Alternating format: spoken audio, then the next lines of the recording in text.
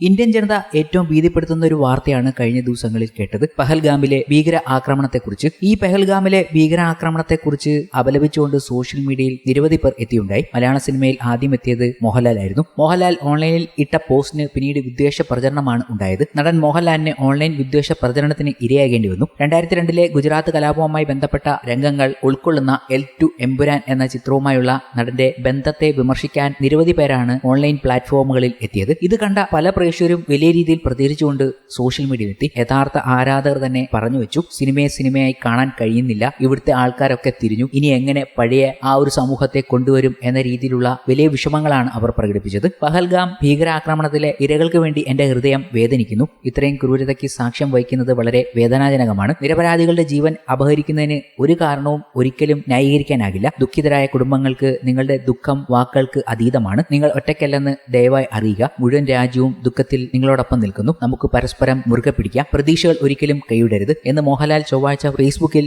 Post ചെയ്തിരുന്നു. ഫേസ്ബുക്കിലും മറ്റ് പ്ലാറ്റ്ഫോമുകളിലും ഒക്കെ മോഹൻലാലിന്റെ പോസ്റ്റ് എത്തിയപ്പോൾ നിരവധി വിമർശനങ്ങളാണ് പിന്നീട് കാണാനായത്. കൂടുതലും വിമർശനങ്ങൾ വന്നത് എവിടെയാണെന്നും ആരാണെന്നും ഒക്കെ നിങ്ങൾക്കറിയാം. ഒരു പ്രത്യേക പാർട്ടി വിഭാഗവും ഒരു പ്രത്യേക മതവിഭാഗവും ഒരു പ്രത്യേക സംഘവും ഒക്കെ ഇതിന് പിന്നിൽ ഉണ്ട് എന്നതും വ്യക്തമാകും. ഓരോ പോസ്റ്റും എടുത്തു വായിച്ചാൽ അത് ആരൊക്കെ ചെയ്തിരിക്കുന്നു എന്നത് കറക്റ്റായി പറയാനും കഴിയുന്നുണ്ട്. എന്നാൽ ഇവരുടെയൊക്കെ ഈ കമന്റിന് അജണ്ട എന്താണെന്നും ഒക്കെ അറിയാം. എന്നിരുന്നാലും മോഹൻലാലിനെതിരെ ഇങ്ങനൊരു കടുത്ത വിമർശനം ഉണ്ടായപ്പോൾ ആരാധകർ പോലും വലിയ രീതിയിൽ സങ്കടപ്പെട്ടുകൊണ്ട് പോസ്റ്റുകളിടുകയുണ്ടായി. അദ്ദേഹത്തിന്റെ പോസ്റ്റിന്റെ കമന്റ് വിഭാഗം പെട്ടെന്ന് തന്നെ എംബ്രാനിലെ അദ്ദേഹത്തിന്റെ പങ്കിനെ രാഷ്ട്രീയ സന്ദേശവുമായി ബന്ധിപ്പിക്കുന്ന വിമർശനങ്ങളാൽ നിറഞ്ഞു. ഒരു എംബ്രാനെ കൂടി എടുത്ത് ഭീകരതയെ ന്യായീകരിക്കുക, ദയവായി പണത്തിന് വേണ്ടി ഇത്തരം സിനിമകളിൽ അഭിനയിക്കരുത് തുടങ്ങിയ കമന്റുകൾ ഉണ്ടായിരുന്നു. ചിലർ അദ്ദേഹത്തിന്റെ ടെറിട്ടോറിയൽ ആർമിയിലെ ഓണററി കേണൽ റാങ്കിനെയും ചോദ്യം ചെയ്തു. മുരളി ഗോപി തിരക്കഥ എഴുതി പൃഥ്വിരാജ് സംവിധാനം ചെയ്ത ഈ ചിത്രം മുൻപ് റിലീസ് ചെയ്തപ്പോൾ വിമർശനങ്ങൾ ഏറ്റുവാങ്ങിയിരുന്നു. RSS അനുബന്ധ പ്രസിദ്ധീകരണമായ ഓർഗനൈസർ ചിത്രത്തിനെതിരെ ലേഖനങ്ങൾ പ്രസിദ്ധീകരിച്ചിരുന്നു. ഇത് ചില രംഗങ്ങൾ